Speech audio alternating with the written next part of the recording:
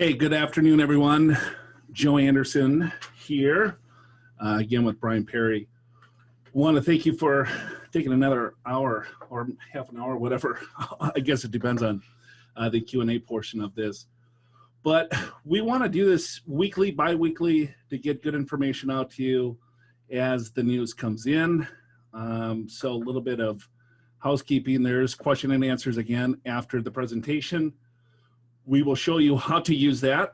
Want to give you a little bit of an update with the markets. We'll talk about the stimulus or the government response, and then share with you what Pure is doing in regards to the portfolios and some planning opportunities. For question and answers, for those of you that were on the call last week, you could just click on the button, type anything you want. Brian or myself will answer those questions. We will be taping this as well, so we will send you a full recording of the webinar once it is completed. But to introduce ourselves real quick, I'm Joe Anderson, president here at Pure Financial Advisors. Brian Perry, he's our director of research. He'll be discussing most of the important stuff that you guys probably want to hear. So I'll be turning it over to Brian in just a second. If you want more information of what our response is right on our front page. Brian is writing quite a bit of blogs in regards to our response, some market letters, and that will be posted right on our front page of our website. So COVID-19 responses with our webinars that we're doing as well. So all these different resources will be on our website if you do not see our emails that are coming out to you. So if you're curious about what we're doing here at Pure, we're basically a very small skeleton crew within the office. We have Catherine, of course, answering the phones, trying to direct all of your calls to the appropriate people. We have a few people in trading, in just a small skeleton crew in planning. Most of the advisors are now working remotely. So if it takes a while for you to get a hold of them because we're trying to patch the calls in through via cell phones, the advisors are spending a lot of time on the phones. So we're trying to get back to you as soon as possible.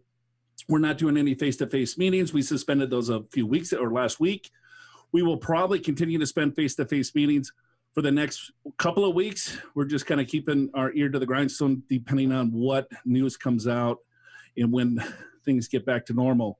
We're trying to make things as normal as we possibly can in an unnormal world. We're fully functional. We're not skipping a beat in regards to our trading capabilities, our planning capabilities. If you need updates via taxes, cash flows, investments, please don't hesitate to reach out and call. Just because most of us are working remotely, we are fully functional. So we'll spend a little bit of time just talking about the market. It's funny of how 7 days can create some havoc, some good news and some bad news, more bad than good. But I'll turn it over to Brian. Cool. Thanks, Joe. Yeah, and talking about staying in touch with clients, I can't even imagine how business has functioned 30 years ago if something like this happened. Thank goodness for Zoom and the ability to do these kind of webinars and phone calls and stuff like that. Given shelter in place, right, which is a new development since when last we met. When last we did a webinar a week ago, it was more around, hey, it's recommended that you stay home, try not to go out of the house unnecessarily, but a lot of restaurants and bars were still open. And since then, more or less a complete shutdown of most non-vital businesses. And with that came a significant market sell-off, more market volatility in stocks. And, I think that the shelter in place was inevitable. The more I thought about it as things were successively getting closed down, from sporting events to large gatherings to restaurants at half capacity, I think the next logical step, if we flash back in time a week or two, was that people will be told to stay home except for maybe walking their dog and stuff like that. Ultimately, and we talked about this last time, is that markets don't necessarily go up because the news is good. They go up because the news is less bad. And so to me, the shelter in place is something that did lead to additional market sell-offs as people considered the impact on businesses. But it's one more step in what needs to happen in order for the country to then get going again in the right direction and the economy to get going.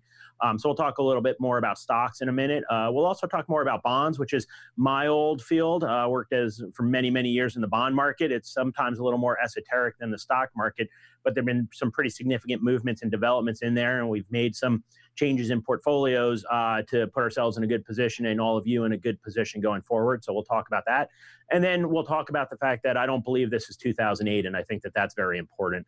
And so if we look at market volatility, just want to throw this chart out here again, and this is 1970 through 2017 or so, just to prove the point that there has been a lot of bad news, and we could pick a variety of time frames, a variety of different charts. Markets are volatile. That's the way that they are. But we always need to remember that markets are forward-looking. And so although there's been a ton of bad news that has come out over the last 3 or 4 weeks, COVID-19 continues to expand. I saw one forecast today that we'll see a peak in cases maybe in the next week or two or something like that as more and more people are tested. But markets have already discounted a lot of that in.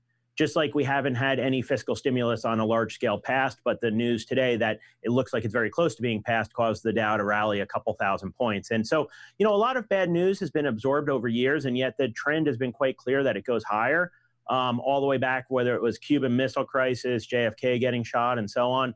2008, the news was terrible, right? Will the financial system survive and stuff like that? And right now, the economy is in more or less of a full shutdown. And so stocks have been volatile both to the downside and to the upside. We've had some of the worst days in stock market history in the last 2 or 3 weeks, and we've also had some of the best days in stock market history. Today was actually the best day in stocks since 1933, which is going way back. But what I want to talk a little more about is the bond market. And what we've seen in bonds is that there's been more volatility than usual. And there's a few reasons for that. One of them is just that at some level, people have to decide whether or not the level of interest rates makes sense. And so if you look at it, even just 18 months ago, which seems like forever, but we were at 3.25 on the 10-year Treasury, and everybody thought that rates were heading higher. Flash forward, and we got down as low as 0.5%, half of 1% about a week ago. We then jumped sharply in interest rates, more than doubling to about 1.25%, before then heading lower again. And so, there's a few reasons for that. One of them is simply that if you're going to buy 10-year treasuries, if you're going to lend the federal government money for a decade, locking yourself into a 0.5% return, you have to be pretty convinced that the economy is going to be really, really bad for a really long time. And so to the degree that there's any glimmer of hope for economic recovery and better markets, people are going to not necessarily want to buy bonds at that level. The other part of it is simply that there's a lot of rebalancing going on. And so one of the things that has driven bond yields higher and bond prices lower is rebalancing of the type that we're doing in all of your accounts, which is that we're selling bonds in order to buy stocks, right? Bonds have done relatively well. Last year, the main bond fund that we hold, the core bond fund, was up more than 12%. And so selling some of that to rebalance into stocks is going on across the financial markets, which leads to some selling pressure in bonds. The other thing we've seen is as the economy slows down and in some cases hits a complete stop, there's concern about how corporations will fare. And so you've seen corporate bond spreads, whether on investment grade, which is the chart on the left, or on high yield bonds, which is the chart on the right. Corporate bond spreads are simply the additional compensation an investor requires to lend to a company as opposed to the federal government. You can see that sharp spike there at the end. That represents additional compensation people need because they're worried about how companies are going to fare in this new environment. That's led to declining corporate bond prices, which has also impacted the bond market. One thing I think is really important to note is that both the move in interest rates as well as the move in corporate bonds has been exacerbated by liquidity in the bond market. I mentioned the large amount of selling and rebalancing going on from investors big and small across the country and across the world.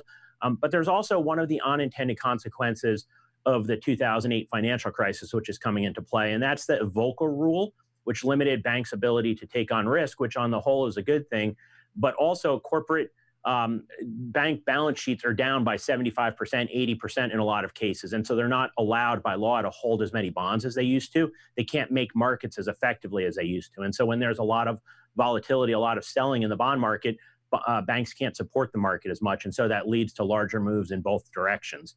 And again, we'll talk about one of the changes that we're making as we speak in the bond portfolio in a moment. But what I want to do is just talk about where we are today in the financial markets relative to where we were in 2008. And to me, there's a couple of key differentials. And one of them is that ultimately, banks and credit and lending are the lifeblood of the economy. They're really the oxygen. And what we saw in 2008 was basically somebody that had oxygen cut off to their vital systems, and the economy just couldn't survive at that point. Banks were not able to lend. And it's a little bit different this time. The financial industry came into this in good shape. So as opposed to being the ones that are leading the decline, like we saw in 2008, they came in pretty strong thanks to some of the new regulations that were in place. Their balance sheets were in good shape. There's a lot less leverage in the system as well. Back in 2007, 2008, a lot of the investment banks were leveraged 30, 35 to 1. What that means is that a 3% decline in their assets would wipe out the value of their equity. Nowadays, those numbers are usually 10 or lower. So a lot less leverage, a lot more stability in the financial system. Also, the government, whether it's central banks or the federal government, a lot quicker to act both here and abroad, which is helping to support again, that oxygen going through the system, the ability of banks to lend and to provide credit. Finally, and this is, I think, a key difference between now and 2008, is that the end is in sight. So if you look back to the financial crisis of a dozen years ago, nobody really knew what was going to happen that was going to make things better. All we knew was that the global banking system was collapsing, the financial system was collapsing. I remember at one point telling my wife to go out to the bank and take all our money out, because not only did I not know if the bank was going to open, I also wasn't sure what the FDIC was going to have as far as resources to support banks back in 2008. And that was at a time when I was managing money in the bond market and really watching the oxygen being sucked out of the economy.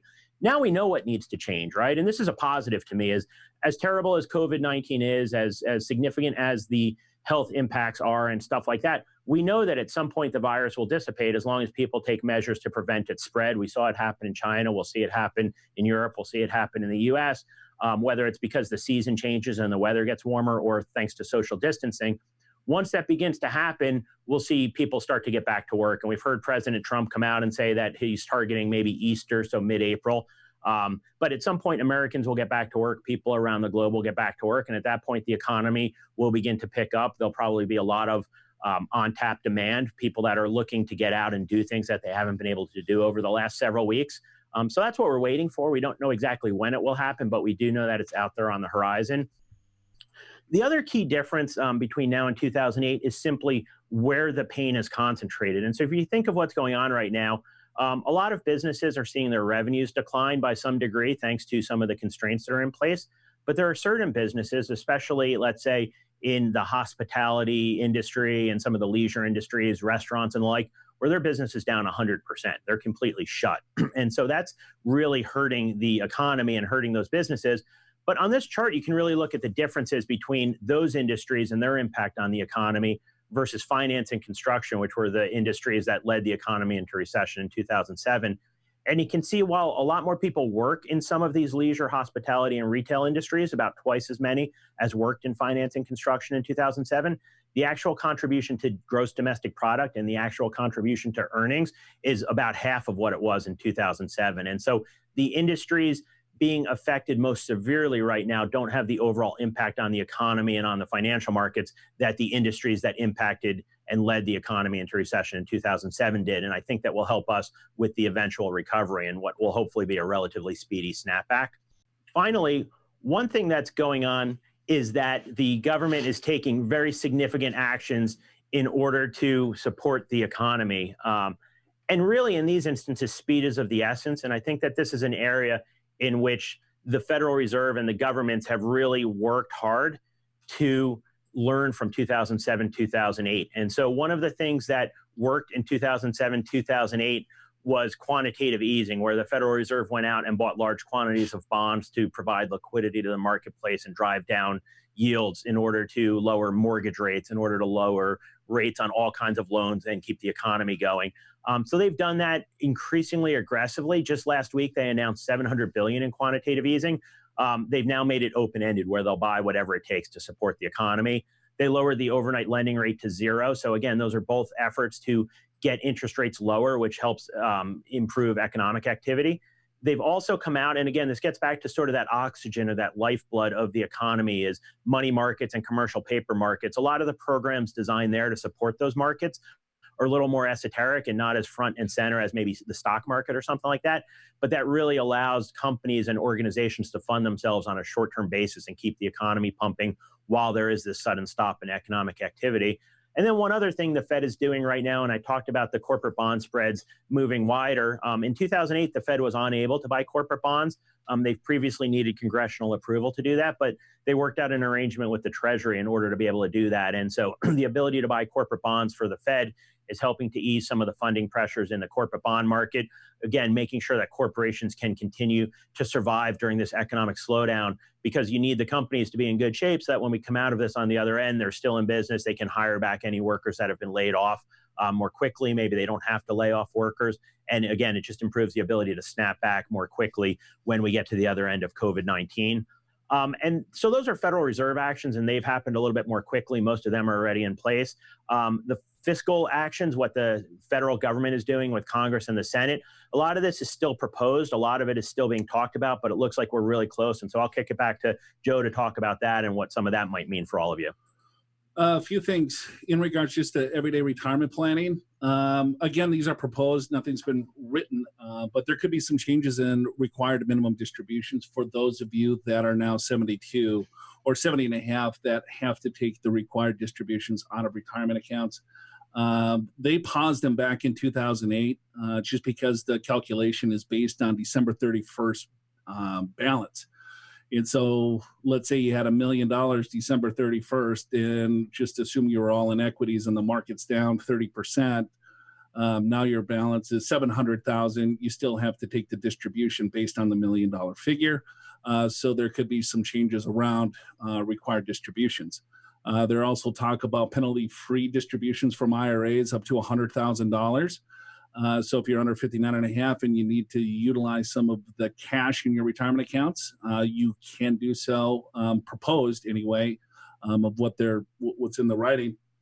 And it's given you the ability to pay the taxes over a 3-year period. So we'll see if that comes into play. They extended IRA contributions to 7/15. That was actually done today. So all of us now from our tax filing is not April 15th, but it's July 15th. So there's been all sorts of different types of rulings in regards to this. It was that we still had to file our tax return by April 15th, but then the payments, if you owed anything under $1 million, you could defer that payment until July. Then they changed and said, no, all payments are going to be deferred till July. And then now just recently, they were saying you can file your tax return to July, and then also extend all IRA and Roth IRA contributions if you qualify to July. So there could be a potential suspension in payroll tax as well. I think we've all heard that there will be some sort of direct payments to individuals if they qualify. It's looking at $1,200. I've seen up to maybe $7,500 if of a family of 4. So there's a lot of different things that are going on the individual standpoint. If you're a small business, there's loans. This is going to be a $2 trillion package when it's all said and done. So they're looking to bail out the larger companies, but both sides can't agree because is there going to be restrictions? The Democrats want more safeguards for employees, where the other side is let's just get cash to these companies. And let them do what they think is best.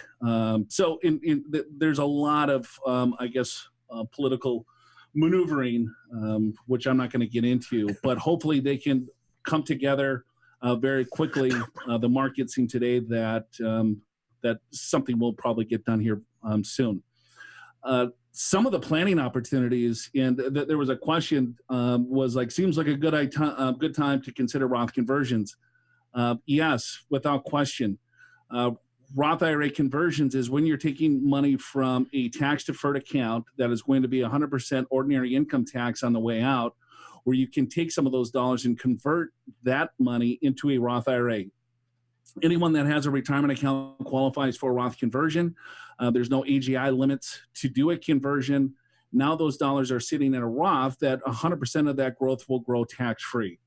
So you could convert with those stocks on sale, get the recovery in the Roth IRA, which could be a phenomenal strategy for a lot of you. I know a lot of advisors are working diligently with you to do Roth conversions, or at least to take a look. We have, of course, our CPAs that can run the tax projections. A strategy that you might want to consider is, let's say you wanted to do a $30,000 conversion, given whatever your tax bracket that you're in, just do half now, because there's no recharacterizations. You cannot put the Roth dollars back into the IRA, so it's irrevocable. So whatever you convert, you're stuck paying the tax. So if you're not sure exactly what tax bracket that you're going to be in because you have variable compensation, just do half of it. If 30,000 is what you think is a ballpark number, convert 15,000 now and then wait till the end of the year, then you can clean it up. We'll be more than happy to run any type of tax projection for you. Might be a decent time to look at a mortgage refinance with interest rates almost negative.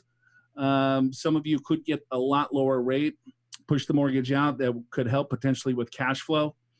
If you have excess cash, we're getting a lot of deposits of saying, hey, this is a really good time to invest. Let's, or change the model. I know that we're going to get through this on the other side. Maybe that you want to go a little bit more aggressive. Some of you that are closer to retirement might want to go a little bit more conservative. So this is your plan is fluid. So depending on what you're at, in your life, we're here to make sure that we can run those numbers for you to give the appropriate advice. So rerunning cash flows, just to make sure that you're still on track for retirement if you're looking to retire in the next year or two, in some strategies to make sure that you can still fund the overall retirement that you hired us to do. So with that, what we're doing in regards to the portfolios is rebalancing, right? I mean, that's a key component. We have several traders on staff that are looking at the portfolios daily for rebalancing opportunities. And what rebalancing is, for those of you that don't know, is that we've all heard buy low, right, sell high. But in times like this, it is absolutely extremely difficult to do that unless you have a very disciplined process, because we're all scared. We're all nervous. We're all, freaking out to some degree. And then when markets are down, we could go back in time and say, yeah, in 2008, when the market was down, oh, I bought. I can't tell you how many times that we heard that. But when you're living in the moment, it is very difficult to do that unless you have a disciplined process. We have a very disciplined process in regards to our rebalancing. So when we hit, when the portfolios hit certain bands, we are then buying more of those particular asset classes that are down. You're buying more shares. So as those shares go up, you have that many more shares. And so it's almost like a slingshot effect. When the market recovers, your portfolio will recover that much quicker if you didn't rebalance. Asset location is another key component to the overall strategy from a tax perspective. So when you look at your accounts, you're going to see different asset class or different accounts have different movements. We want to keep asset classes that have a higher expected rate of return in, let's say, your Roth IRA, because you're never taxed on those dollars. So you're going to see a lot more volatility in your Roth IRA than you will see in your IRA. You will also see more volatility in your brokerage account than you will see in your IRA. We want to hold asset classes that are a little bit more volatile, that will give you a higher expected rate of return in those asset classes, just so we can tax loss harvest. What goes up, what goes down? We've been harvesting these losses like mad over the last couple of years. The benefit of this is that when it comes time for you to start taking distributions from your brokerage account, and if we've harvested enough losses, you can create a tax-free income from that brokerage account. So times like this, it's challenging to kind of just go through the day, right? We're sitting at home and you're trying to keep busy, trying to keep your mind off of everything that is out there. The number one thing, of course, is our health and our families.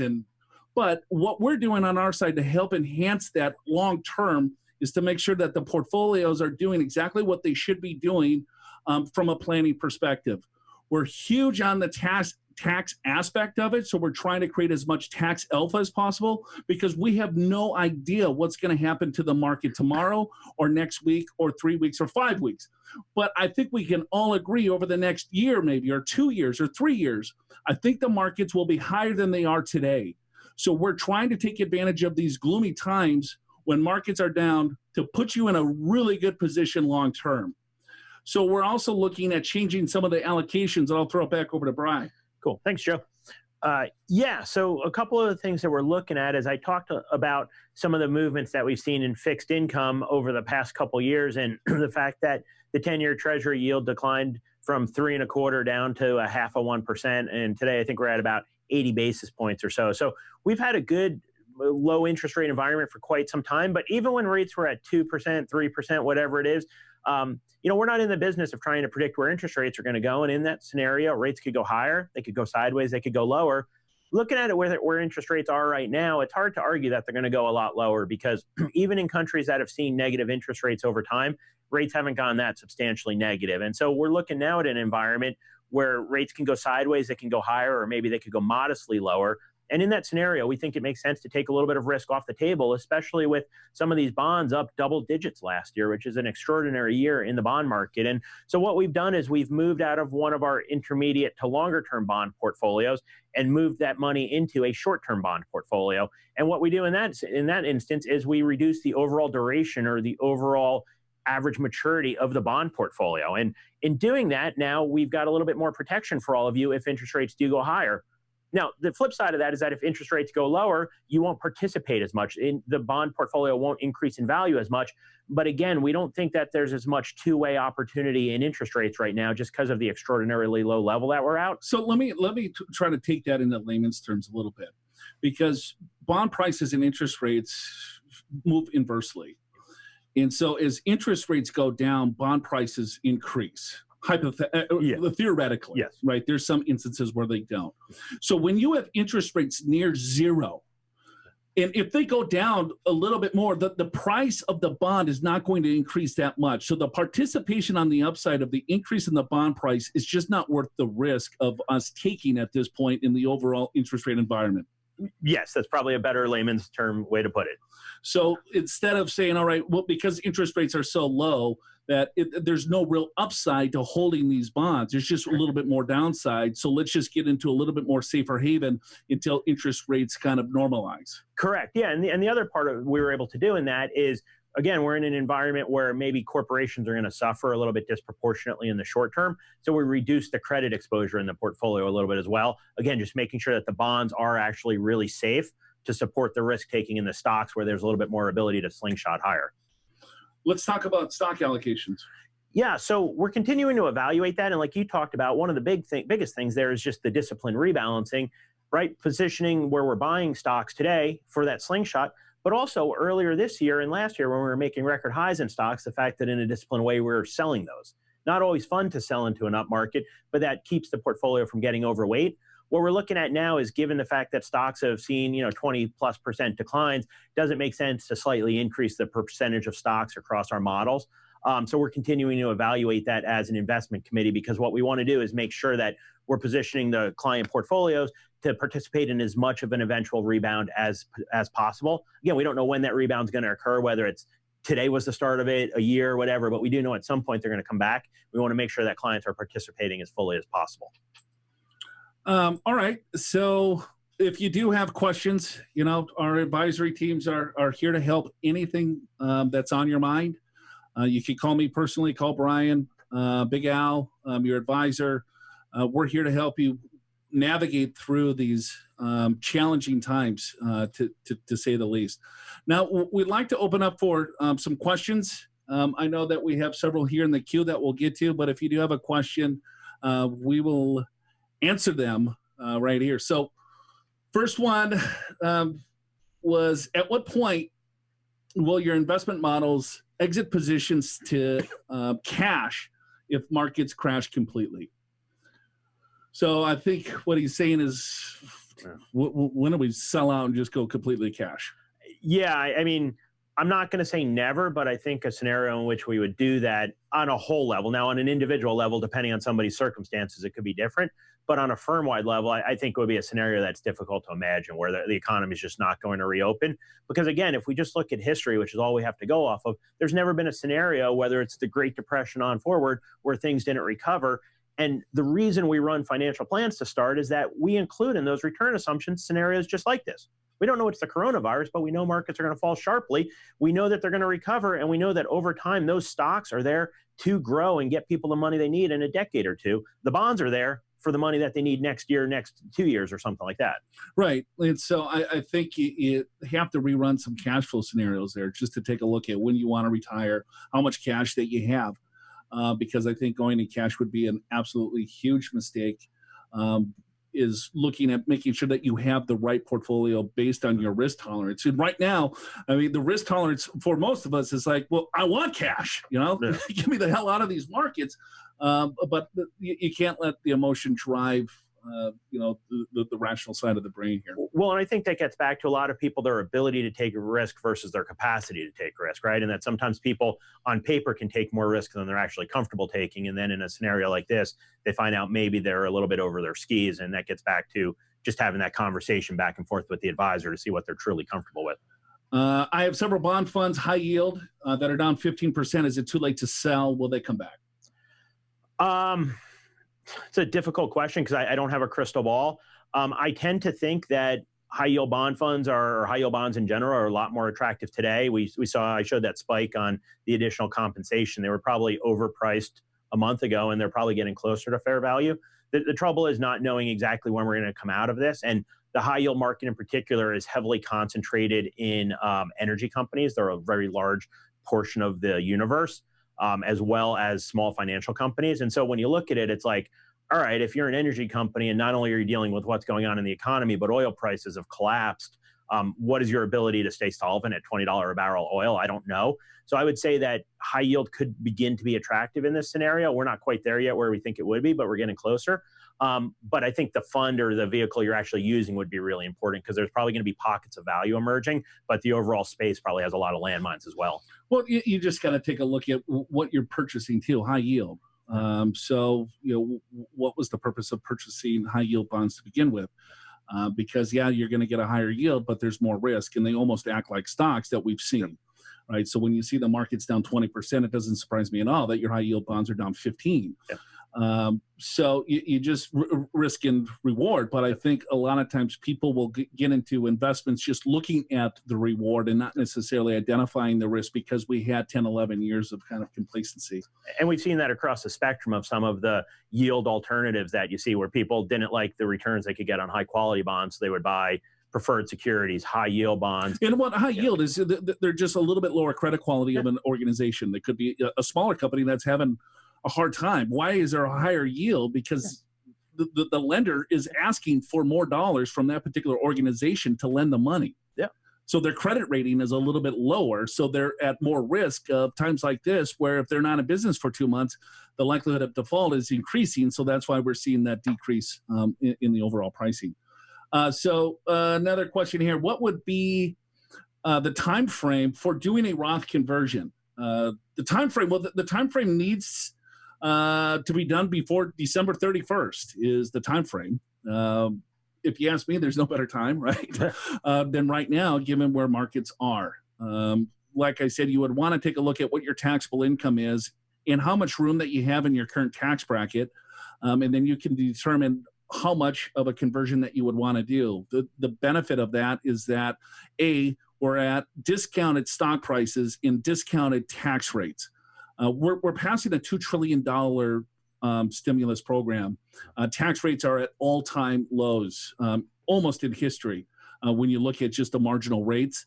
I don't know. Where do you think that potentially, tax rates might just go with stock prices? So I know it's hard to move and take action in times like this, but yes, I think looking at it at least makes sense. So the time frame is that it needs to be done before the calendar year. All right. So another question is, if we have a huge carry forward, why do we want to continue tax loss harvesting? Good question. I don't know what your definition of huge is, but if you have a huge, loss in a non-qualified account, you probably have a lot of money in that overall account. So there's confusion with harvesting, is that there's two tax benefits. One is that if you don't have a capital gain to offset the loss, they allow you to take $3,000 of the loss and write it off against ordinary income. So that will save you a couple of bucks. But how we look at tax loss harvesting is both ways, is that, yes, we would like to get a tax write-off on ordinary income, even though it's $3,000. But let's say I have a $100,000 carry forward loss, right? So that's huge in my mind. And so I take 3,000. I don't have any capital gains that I'm selling this year. So I have 100,000. I write out $3,000 against ordinary income. 97,000 is left over that will carry over for the rest of my life. And a lot of people think is like, wow, Joe, I need to live until I'm 200 years old just to make this thing up. No, let's say the next year the market recovers. Now you're up 20, 30%, and you have gains in some positions. You still have that $97,000 carry forward loss. So let's say you sell $30,000 of stocks at a gain to go on a vacation because you're so tired of being cooped up at home. Well, that 30,000 will offset against the 97 that's carry forward. And so that distribution to you is going to be 100% tax free. So the losses that you are harvesting is going to carry over for the rest of your life. And as those gains come back, you can harvest the loss against the gain to create tax-free income. Let's see, another question. How long do you think it will take to get us back to where we were?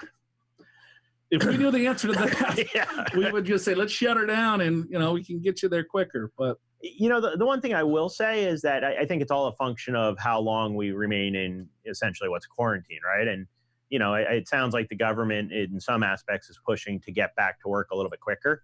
I think the quicker we get back, the quicker things recover.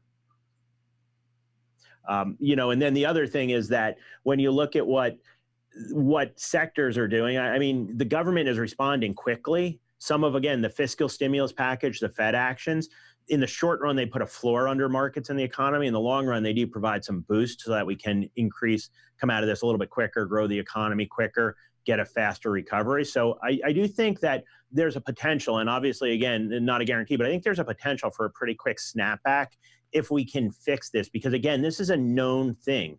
This isn't how are we going to deal with the financial crisis? This is, we need to stop the virus spread.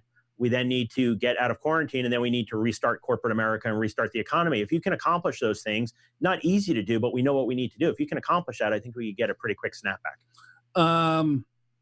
Here's an interesting question. Any impact on our portfolios from the Canadian dollar fluctuations? Put you on the spot right yeah, now. No kidding. No notes. A Canadian dollar. I was hoping somebody would ask me about the U.S. dollar. What I'll say is I'll take it more broadly as far as currency fluctuations. The U.S. dollar has recently hit a 17-year high. It's been really, really strong. That happens a lot when you get a financial crisis of any sort, whether it's a large one like this or a smaller sell-off. People tend to run to the U.S. dollar and the Japanese yen. Those are the kind of safe currencies in the world. And so there's been a real reach for dollars, which has driven the value up. One of the things that does is that hurts the returns for U.S. investors for overseas stocks, and you all own overseas stocks. A lot of the emerging markets have actually done a little bit better than domestic markets recently in this sell-off. So they've still been hanging in there.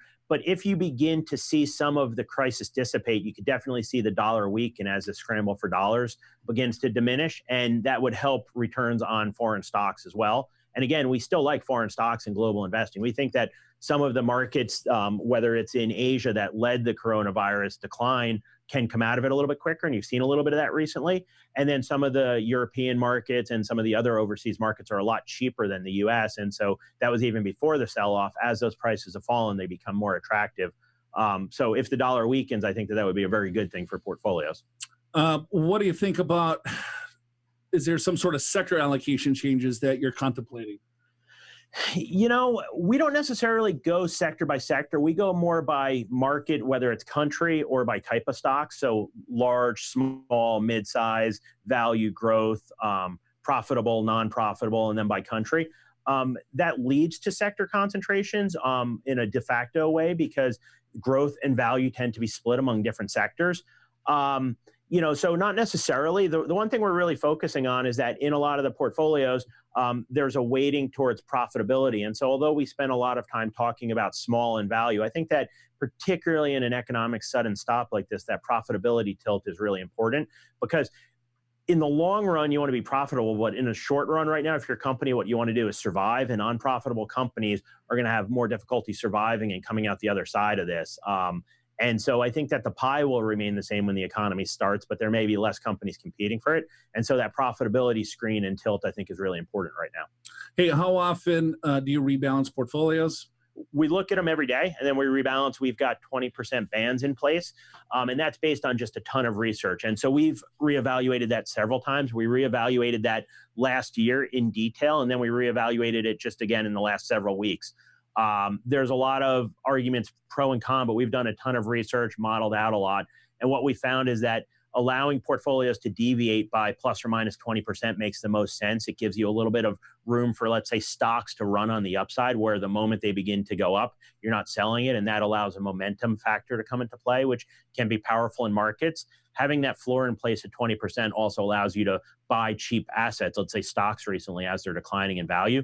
So we're looking at it every single day, and then we're rebalancing as appropriate with those 20% bands. What about precious metals? What's your thought with precious metals in this market?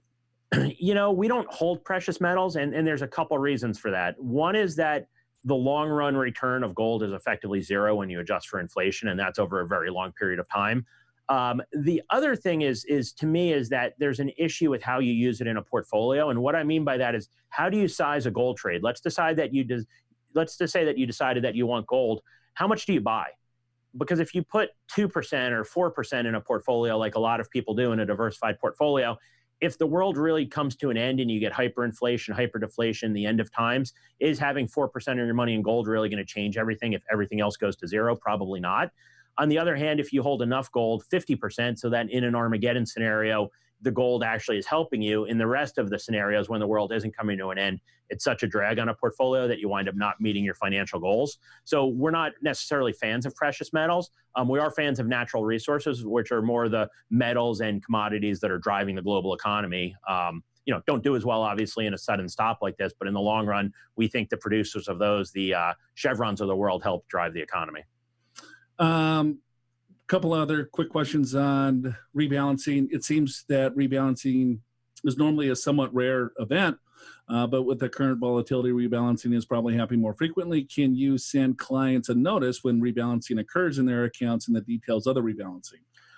So clients should be getting a trade confirmation every time something happens, and then certainly during the review meetings, there is a conversation around the trades that occurred with your advisor and why it occurred. And we're also coming out with just the activity of the overall portfolio management team. So how much are we harvesting in regards to tax loss harvesting? How often did we rebalance? What did we buy, purchase, and why did we do that? Because there is a lot more activity in the overall portfolios than we've seen in quite some time, because volatility has not hit us this hard ever. And if you look, maybe over the last 5 years, volatility has been almost non-existent. Mm-hmm. So we've seen slow runs in the overall markets that cause us to rebalance. Now we're seeing swings of 10% a day. And that's why it's so difficult, too, to time anything. And I get that it's like, well, let's get out. But let's say if we got out yesterday, and then all of a sudden you miss a 10% or 11% increase, uptick in the market. Who would have called this, right? A lot more, like yesterday was kind of doom and gloom, right? You got New York is in a panic with a lot more, cases developing there. You have more and more cities now are shelter in place. You get a notice on your phone that airlines are shutting down, that domestic flights, and then the very next day, we get 11% increase. It's very difficult to time any of this. So it's like, all right, well, let's hunker down and do all the things that we can do and control what we can control, and rebalancing the portfolio, tax loss harvesting, doing conversions, in making sure that the portfolio is set up appropriately towards the goals is what we can do. In days like today are just a continuation of what we've seen historically. The 10 best days in market history prior to the recent sell-off, 7 of them were during the Great Depression, 2 of them were during the financial crisis, and 1 of them was after October 1987, which was the worst one-day sell-off in stock market history. So historically, the best days have come shortly after the worst days, and we've seen that continue with a couple of the best days in history just recently. Here's an interesting one. It's assuming this pandemic will happen again, what would peer change for clients in terms of investment? That's a tough one, because chances are it probably will happen again at some point, but who knows when. I mean, we can almost guarantee that there will be a bear market. I think the big thing is that we're preparing for this ahead of time, right? And that gets back to Joe, what you're talking about with running the cash flows and figuring out the initial allocation of having some safe assets in there to survive a period like this. So hopefully none of our clients right now are trying to live off of their stocks because they don't have to, because they've got that diversified mix of high quality assets that they can spend down for the next couple of years. I think that a lot of what we do, again, it takes place ahead of time. And then we don't want to react. We want to look to what the future holds. So, interest rates are at record lows. They don't seem to have a lot of room to move lower and hence raise bond prices. So we change the bond allocation. We don't necessarily want to react to things. We want to plan ahead. I have a $252,000 mortgage at 3%, 3.125. Should we refi versus paying more on principal each month? That's a good planning question. I think at 3%, $252,000 mortgage, the payment is probably pretty cheap. Given where markets are right now, do you want to pay more principal or refinance? I don't know what rate that you could get. It'd probably be maybe, we're not mortgage brokers, but probably maybe about the same a little bit. But guessing around 3. Yeah. But the cost and fees associated with it, I think you got a really good mortgage. I wouldn't do anything with that, to be honest with you. But, I would have to take a look at the overall, planning. Let's see. Is there something we should do to rebalance our portfolio, or is that something? Okay, yeah, we just answered that question. So I got a question. My model right now is 60% equity, 40% fixed income in my IRA. Does it make sense to go higher? Those are really good questions. Depending on, I guess the optimism, but looking at your overall financial plan, that would be a better question for your advisor to make sure that, where you're at and in what risk tolerance and what target rate of return that you need to make sure that, you accomplish your goals. So we got time for just a couple more questions to answer here, but we will make sure there's a few more in the queue that we will get to. A lot of these are more advisor specific. So we'll send these to your advisor and I'll answer those to you personally. If I can, let's see, let's go with, if I got $250,000, where would you put it? Well, I think that, right, I mean, that's a huge question. It depends, again, on what you're trying to accomplish and stuff. But I think it goes back to, with rebalancing and staying on track, what are we buying? And when stocks are selling off, I'd put it in stocks, right? Because chances are, in a vacuum, somebody, if they weren't rebalancing, would be underweight stocks relative to their strategic allocation. And I think that with prices depressed, the last thing you want to be is underweight stocks. So you probably want to put some of it there. Here's another follow-up question in regards to the tax loss harvesting. He goes, yes, at least $100,000 in you have to have gains to offset or use. So this means Peer would have to sell certain assets to allow you to realize the gain. Well, we're assuming that you would need some of those assets long-term to live off of. If not, then the interest and dividends that kick off from the overall funds and investments that you're in would also be tax-free, because then those losses would offset that if you never had to sell the overall account to live off of. So, each scenario is a little bit different. So, all right. So we actually had time. What do we got for time here, Alyssa? All right. So we got time for, let's see, one more. Let's see, instead of taking monthly distributions from my trust fund containing stock, which has dropped in value, should I look at utilizing my unused HELOC at 5% for monthly distributions? I think that makes sense to some degree. I think it's just taking a look at your overall distribution strategy, first of all. So does it make sense to take a HELOC? Does it make sense to take money from an IRA or a qualified account? You definitely don't want to be selling stocks in this type of environment to live off of. So if you could stop that and maybe just live off the dividends, the dividend yields are pretty good still, 2.5% or something like that. If you have cash reserves, I would look at living off of the cash reserves instead of selling the stocks. The HELOC may make sense. We're not a big proponent of going into debt. But times like this, unique planning is called for. Without really truly understanding all of your assets, your income needs, and your tax situation, and so on and so forth. But just a blanket question, hey, should I live off of some debt and leave the stocks alone? It may make sense, and I guess that's as far as I want to go. All right, so we have want to thank all of you for joining us once again. We will be doing these more often. Hopefully, we'll do them weekly. So next Tuesday, Brian and I will be back with you again. Hopefully, we have a lot better news and better times ahead.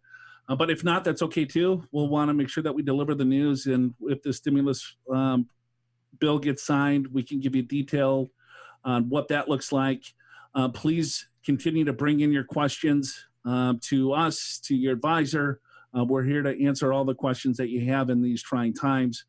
We truly appreciate the trust that you've given us, and we are here to help you through these times no matter what. So again, we'll have a recording of this that we will be sending out as soon as we can. This is via Zoom, and I guess a lot of people are using Zoom. So just the downloads take us a little bit of time. So again, thank you all. Be healthy, be safe, and we will be talking to you again next week.